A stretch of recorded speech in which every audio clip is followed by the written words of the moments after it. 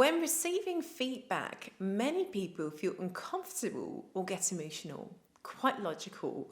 This is where cognitive dissonance comes in. So people just had something that doesn't add up with their current point of view. And this can happen when they're conflicting attitudes, behaviors, or ideas. And we see that people then try to restore that balance, either by, for example, changing their behaviors, but they can also do this by adding a new belief, for example. This was extensively researched by Leon Festinger, who developed the cognitive dissonance theory in 1957. And this one has stood the test of time. In case of severe cognitive dissonance and severe stress, an amygdala hijack may actually be triggered in your brain. So this is when the brain automatically scans its environment for threats and then picks something up and then goes into emergency ready mode. This means that you're able to fight or to flee the scene. But this also means that as long as you're in the amygdala hijack, you're no longer able to access the rational thinking part of your brain. So you can't really listen to what the other person is saying, let alone be objective. Let's dive into how you can effectively receive feedback and deal with any cognitive dissonance that you may face. And here the feedback staircase comes in handy. It shows how you can respond to the feedback, for example, by denying it completely or taking it entirely on board. And it includes the 4 common ways of dealing with cognitive dissonance. Level 1. Deny. When you deny that there's any problem at all. So in Festinger's day, this was often done with smoking because smoking, a behaviour, was linked to causing cancer, the belief. And some people just blatantly denied the new research. Level 2, defense. So you justify yourself by adding another new belief. And this, in Festinger's day, was done, for example, by adding the belief that, smoking isn't too bad. I'd rather enjoy my life now than being super healthy and living longer but not enjoying it. So this is where the living wildly new belief comes in. And with feedback, obviously, this can sometimes also be the case when people say, oh, but you don't understand. People are in defensive mode. Level 3. Explain. So when you're in explanatory mode, you just try to alter the perception of the new information. So in Festinger's day, someone would have said, well, yes, but I'm not sure if this smoking evidence is really great because it was such small scale and there were specific circumstances.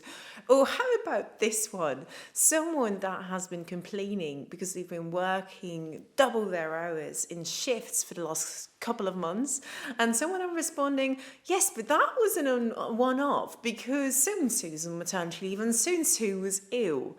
Oh, those one-offs. Level 4, understand. You try to understand what it's really about. You ask a lot of questions and you accept someone's point of view, whether you agree or not.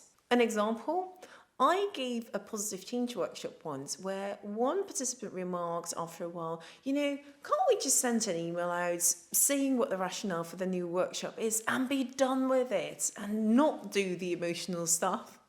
And I totally got his point. He was a very rational person and I genuinely believe that that would be enough for him because he was so rational. So this is what understanding is all about. Level 5, change or remain.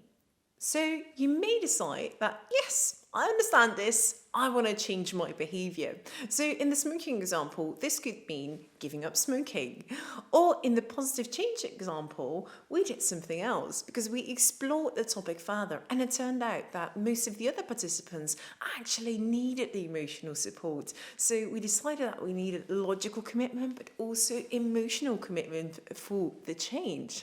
And that's why we decided to remain and continue this journey of positive change. So in level 5, you really see whether the feedback is valid and whether you're going to change or not. Now, how do you know whether the feedback is valid? Well, that might also be linked to the person giving it to you. For example, if I get feedback on my business model and it's from my marketing friend who's a very, very seasoned entrepreneur, I'm much more likely to take that on board than when someone gives me feedback that hasn't had a job for years. How do you go about receiving feedback? 5 suggestions. First, if you notice that you're experiencing an amygdala hijack, well done you on noticing it in the first place. Then make sure you breathe deeply and abdominally. So breathe out longer than you breathe in. And once your body then signals to your brain, hey, we're safe, you're able to listen properly again. 2, embrace discomfort. Let's face it, feedback giving is usually a bit uncomfortable. Just embrace it. And in case the emotions get quite intense, start breathing again. So open up to the discomfort. 3, be present or reschedule. One example, recently I was about to start an event with Time Life interpreters, and someone called me just before starting, and I thought it was one of the participants actually having tech difficulties. Turned out it was someone else, so I just explained the situation that I had this big event and that I returned their call in the afternoon. That way I'd be able to properly listen, which brings us to 4.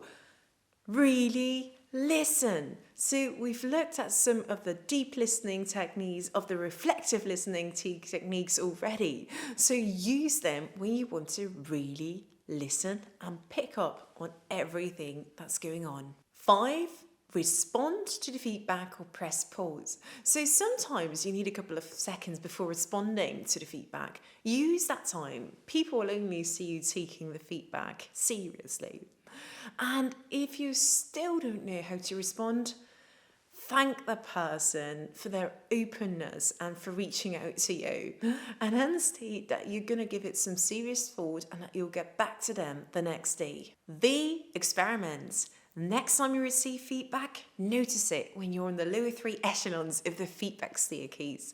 And in case you are, breathe, embrace the discomfort, open up and truly listen to what is being said. And then consciously decide whether you want to change or remain. Good luck receiving feedback.